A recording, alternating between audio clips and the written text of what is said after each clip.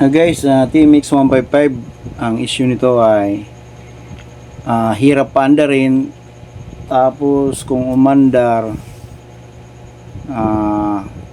pag pinipihitan ng throttle, namamatay. So yun yung issue na, hirap mapaandar, tapos pag binibiritan o pinipihitan yung throttle ay mamamatay. Takot ang kuryente kung stable ba.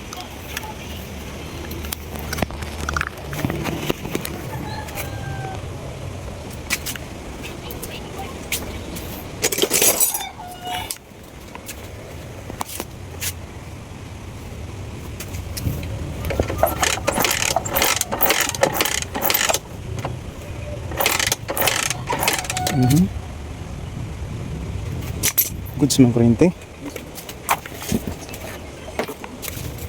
Kita. Test ng primary coil.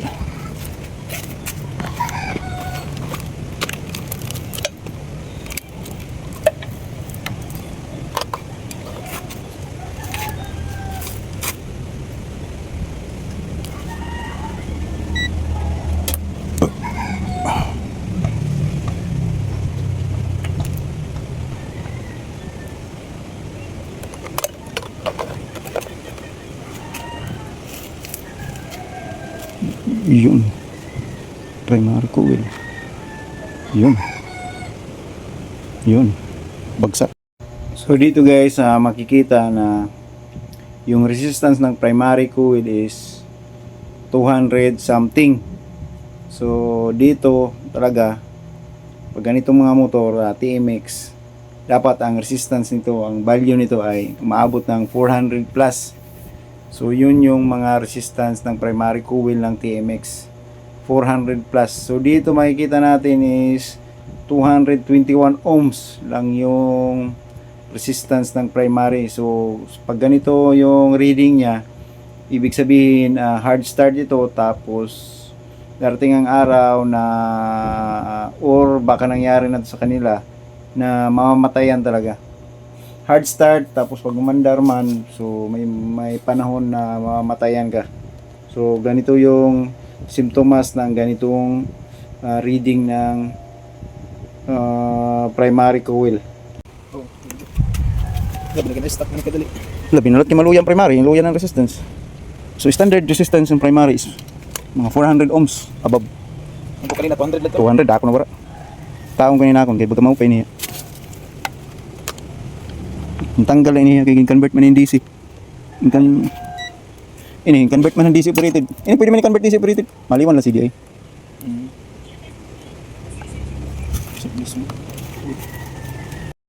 Dito mayroon akong primary coil na tinitest. So itong primary coil na to na tinitest ko, ito yung good.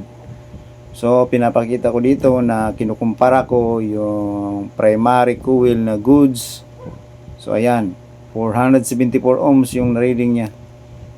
So itong primary coil na to, ito yung ikakabit ko kasi goods pa to. Tinanggal lang to dun sa pinanggalingan ng motor na to. Tinanggalan kasi yun nga, wala nang silbi. Kasi kinonvert ng DC operated yung CDI niya. So kaya tinanggal to. So goods pa to. Ito yung kakabit ko dito. Iwanan to. Tapos testa no. Testa pag andar. Tapi pag panipak, ibigay din titik. So sumo yun. So di away no. Uri stopper. Di makasampak. Ikata stopper. Huwag mag-gapon yun. Full din yung timix. Pini timix mag-gapon yun. Full din yun. Hindi ka makasampak. Igo mo. So ikata yung stopper. Fix mag-gapon yun. Huwag mag-gapon.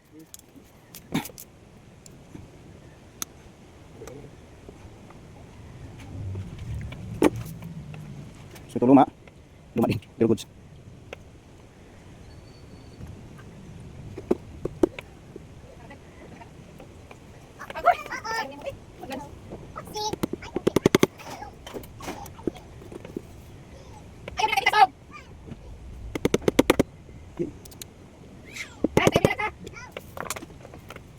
Lapis ko ito, bang nagawin school.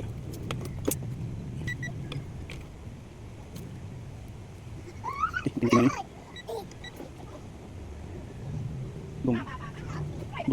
So dito guys, tinitest ko siya.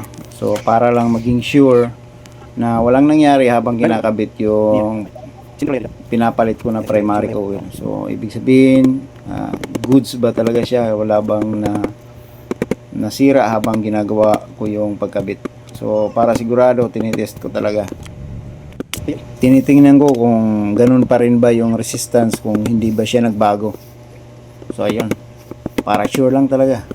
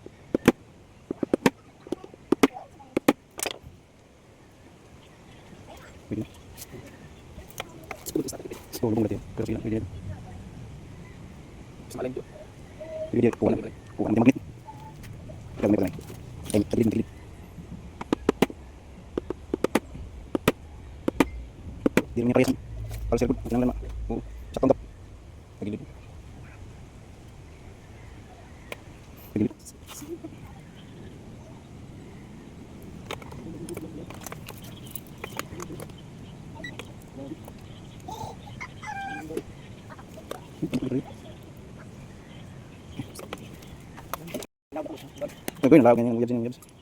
Hindi mo labis? Mista?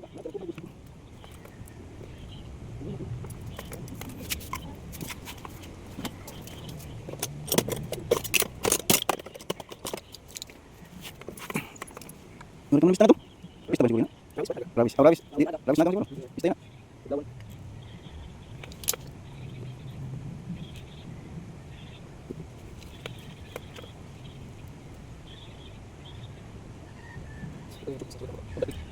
Cublisan. Sakit to. Cublisan sakit to. Sila to bang.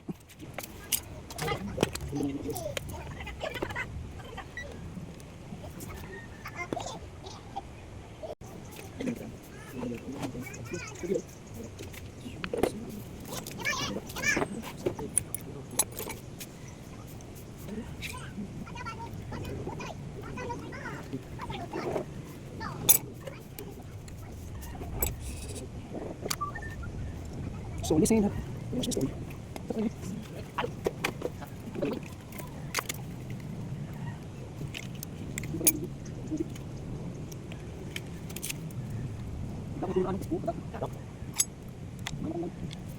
Tunggu pengalit aku. Cari sini tuh. Dapat cari sini. Kata, tunggu pengalit itu. Pasal banyak padri. Padri mati. Yahun. Lu cikgu. Kewanya meran padri bau. Dia begini kita bau. Seru.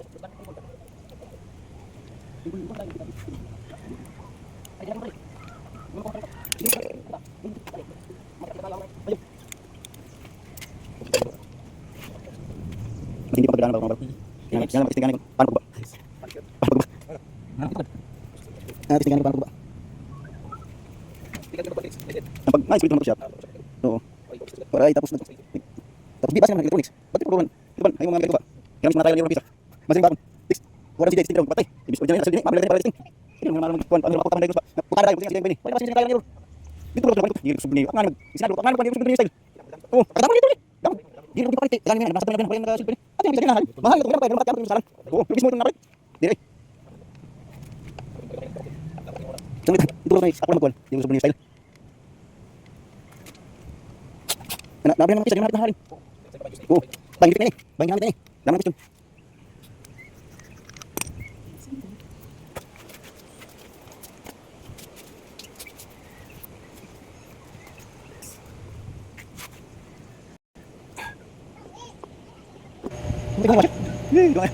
So dito guys, pagkabit ng magneto, dapat try nyong ikutin yung magneto na umabot doon sa reluctor.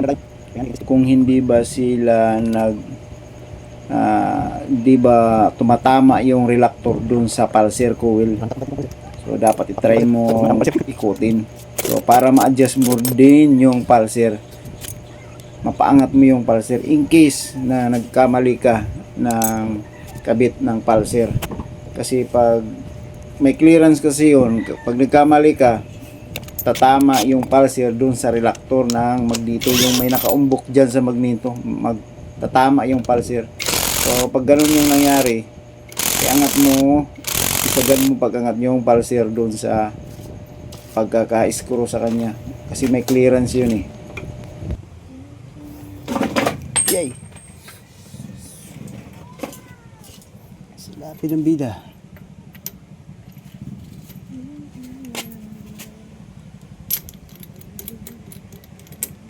May nala, pagpandra na. Wala, 1 second nala, 1 second.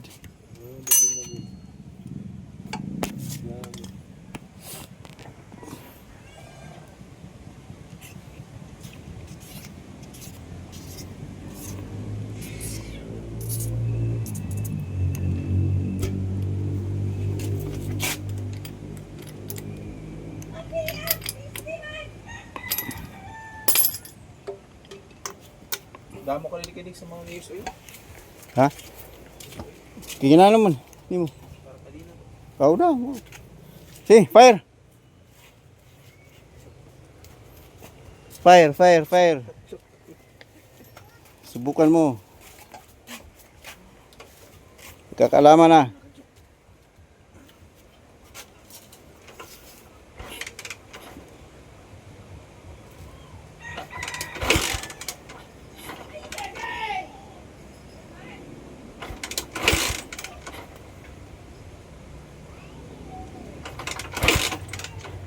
So yan guys, sa pangyayaring yan, excited na talaga na panda rin. Oh, hindi pala nakabit yung sakit na galing sa stator. Ng gasolina. Yung sakit doon. Bagan waray, yung kukunik ng pulser, ng negative, na galing sa pulser, at saka lalong-lalo na yung galing sa primary.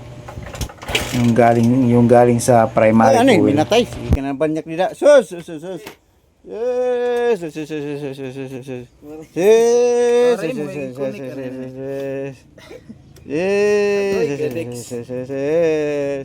sobrang excited. Nay bayan ko din mo kurente. Sug pa naman din kurente basta nakakuha na ignition. Fire na, fire. Mo di ay. Yun.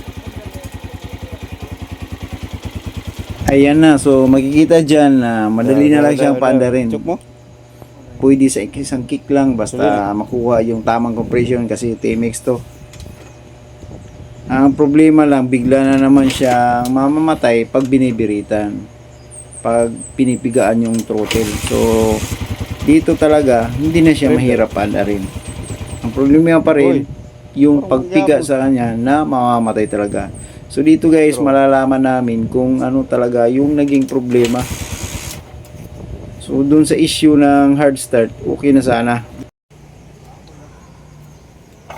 Nay, gasolina, Sa puntong ito tapos na akong nag-check doon sa carburetor niya. Nilinisan ko yung carburetor niya. So doon may nakita kaming kakaiba na siya yung naging dahilan kung bakit pagpiga ng throttle ay namamatay yung andar. So nakita namin doon kung ano talaga siya. So dito ini-start na namin ulit. So medyo nahirapan pa kasi bagong linis yung carb. So ibig sabihin yung carb niya hindi pa agad napapasukan ng gas. So chinok para makabacuum ng gas. So ayan, goods na siya, under na siya. So dito makikita, ipapakita namin kung ano talaga yung naging dahilan kung bakit namaamatay siya pag binipiritan. So ayan, goods na yung under niya. Tapos pag inulit siyang paandarin, Paro nga daw. okay na siya. Dali na siyang Parang ano? paandarin. Chok. Paray ka kill switch. So ayan, i-try paandarin ulit. One click ba? Pag makuha yung tamang compression niya, Para ito makuha. under talaga siya agad. So hindi na siya hard start. One click. So ayan, under agad. So kanina nung una, medyo mahirap yung kailangan pang i-choke kasi yun nga, bagong linis yung carb.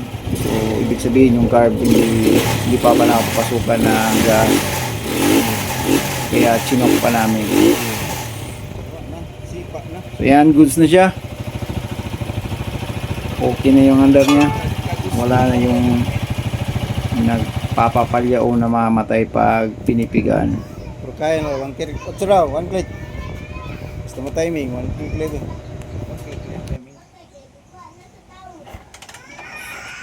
Isa na na eh.